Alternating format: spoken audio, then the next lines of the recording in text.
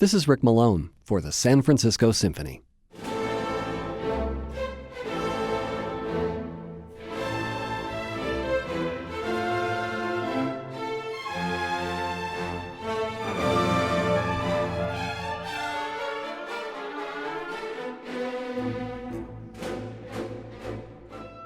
Gustav Mahler's Symphony No. 6 may be the ultimate refutation to the idea that composers write happy music when they're happy and sad music when they're sad. This darkest and most pessimistic work by a composer famous for his wild musical mood swings was written during one of the happiest times in his life.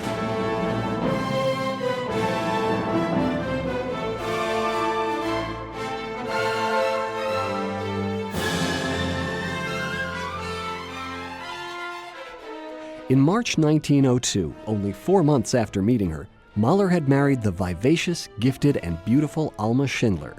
One daughter, Maria, was born that year, and another, Anna, came along in June 1904. Mahler's music was getting more performances, and even seemed at times to be meeting with more understanding. His work at the Vienna Court Opera was going well, and many of those productions have become the stuff of operatic legend.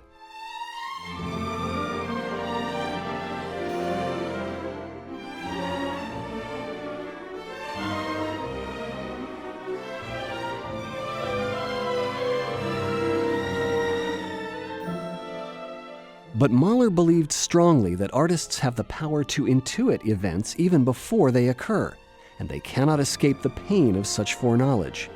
He imagined the finale of the Sixth Symphony as a scenario in which the hero is assaulted by 3 hammer blows of fate, the last of which fells him as a tree is felled. 2 years after finishing the symphony, the summer of 1907 brought him his own 3 hammer blows: his daughter Maria's death, the discovery of his own heart disease, and the bitter end of his directorship of the Vienna Opera. As Alma later put it, the Sixth Symphony is Mahler's autobiography, written ahead of time.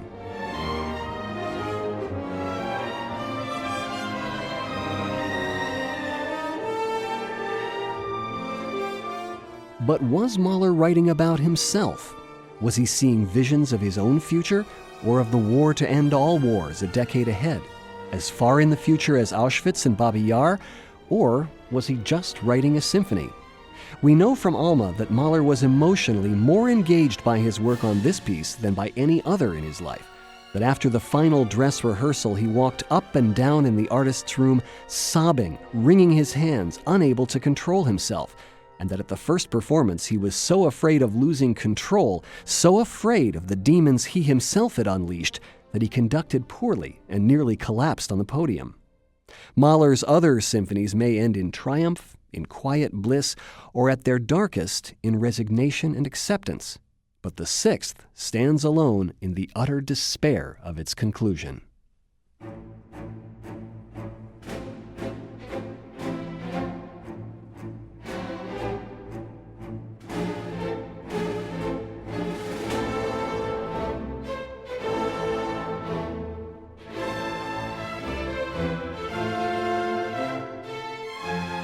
Mahler begins the symphony with a grim march. We feel the tramp before we hear the band, but it only takes 5 measures of fierce crescendo before the music is hugely present.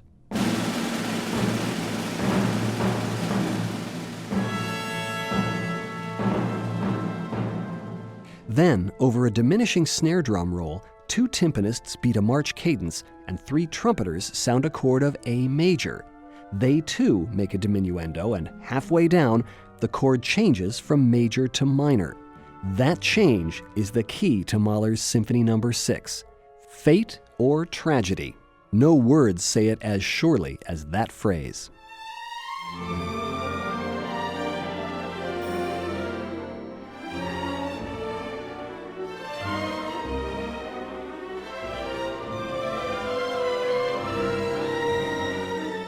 A sudden mood swing brings in a melody that Alma tells us is intended to represent her.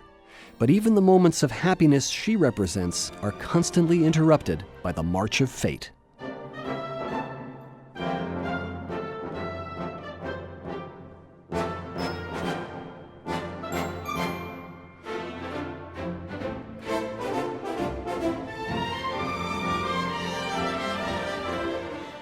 There are happy memories as well, such as the sounds of the village band from Mahler's youth.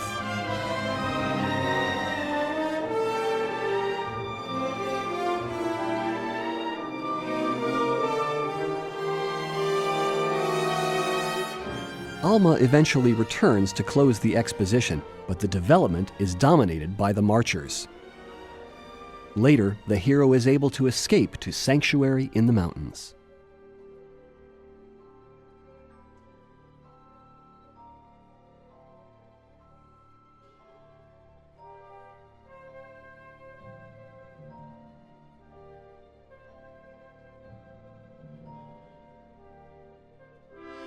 We hear mysterious chord changes in the celesta and violins, and the sound of distant cowbells, the last greeting from Earth to penetrate the remote solitude of the mountain peaks, Mahler said.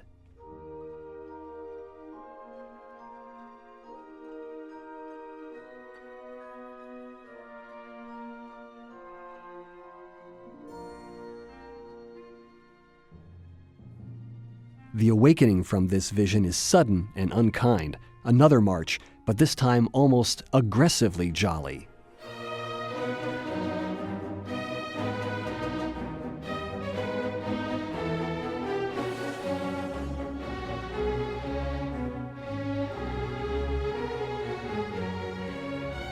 Even the opening theme returns in major mode, but not for long.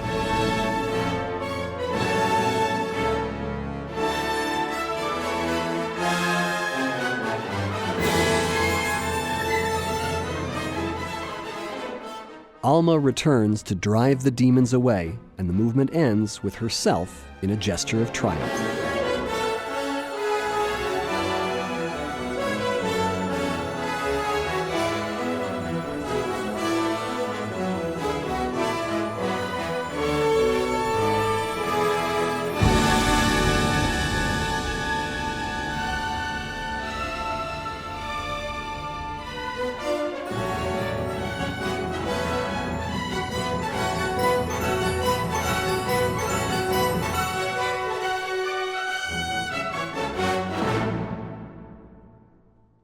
Mahler had difficulty making up his mind about the order of the two middle movements.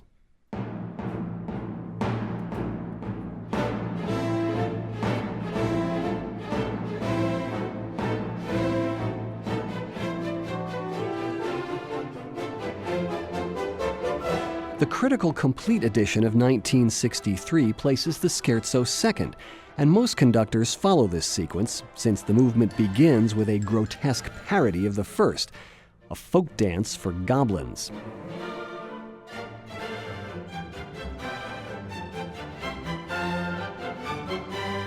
Rhythms are askew throughout, keeping the whole movement off balance.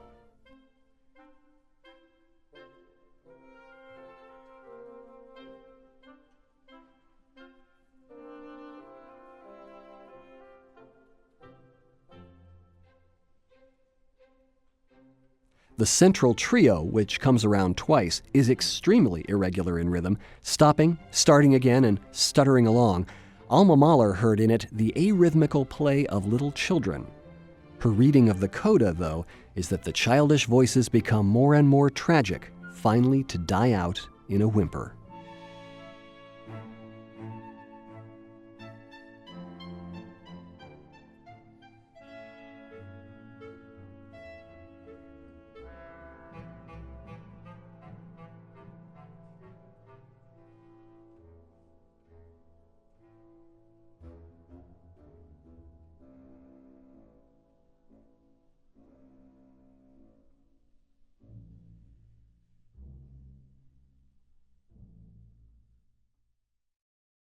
After the first two movements of suppressed violence and imminent disaster, the Andante comes as sweet relief.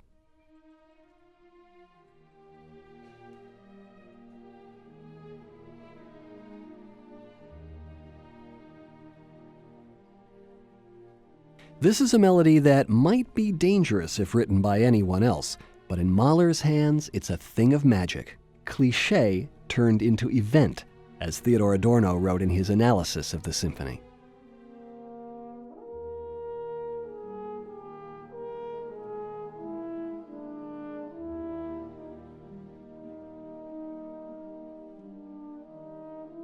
This is one of Mahler's most beautiful and magical orchestrations, the changing colors delicately overlapping. At the climax, Mahler brings back the mysterious sound of the cowbells, and in the distance, you can hear echoes of the first of Mahler's Kindertotenlieder, his laments on the deaths of children, and of the Life in Heaven finale of the Fourth Symphony.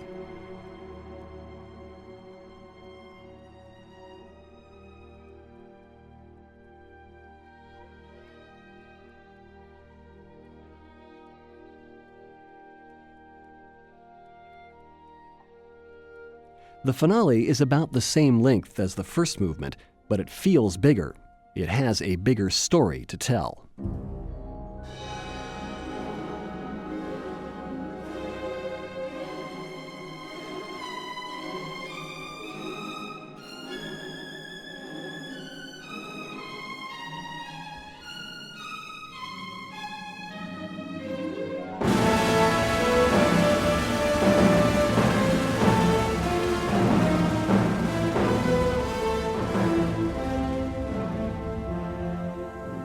From the thud of a low C, there arises an almost mystical swirl of strangely luminous musical dust.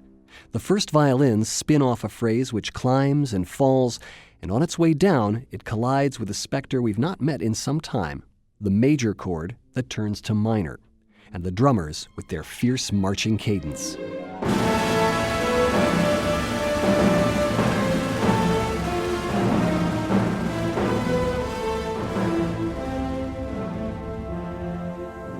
Mahler has designed this movement in the classic sonata plan of introduction, exposition, development, recapitulation, and coda. Each transition point is marked by a hammer blow to the hero, followed by the cloud of dust and the major-minor fate chord change. From the introduction, the music gradually breaks through to the world of marches. The hero goes forth to conquer.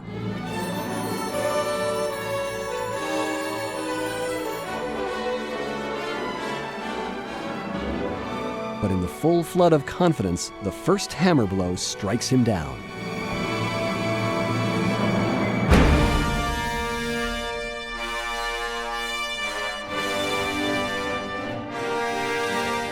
Mahler wanted the effect of a short, powerful, heavy-sounding blow of non-metallic quality, like the stroke of an axe. The music gathers energy. The forward march becomes more frenzied, only to be halted again by a second hammer blow.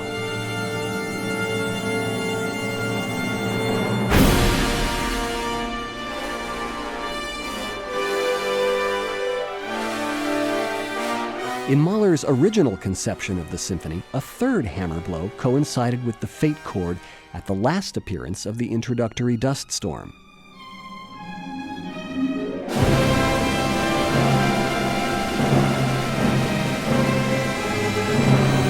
But he eliminated it when he revised the symphony. No one knows why, but conductor Benjamin Zander suspects it was because Mahler identified too closely with his hero and couldn't face the thought of hearing that third fatal blow while on the podium.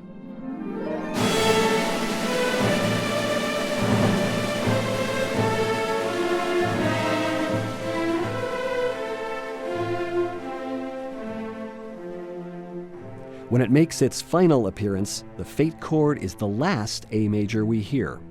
Over a long drum roll that glues the music to A minor, trombones and tuba stammer fragments of funeral music. The symphony comes to a halt, recedes into inaudibility. The final, brutal, tragic gesture is a sudden blast of A minor, and behind it, the drummer's last grim tattoo. Mahler did not give his Sixth Symphony its nickname, the Tragic. In fact, he resisted the idea of giving it any program or extra musical meaning at all, as he had with his other symphonies. But the Sixth Symphony is a work imbued with a tragic vision, which continues to resonate, no matter how far into the future it may look, or what events it may have foretold.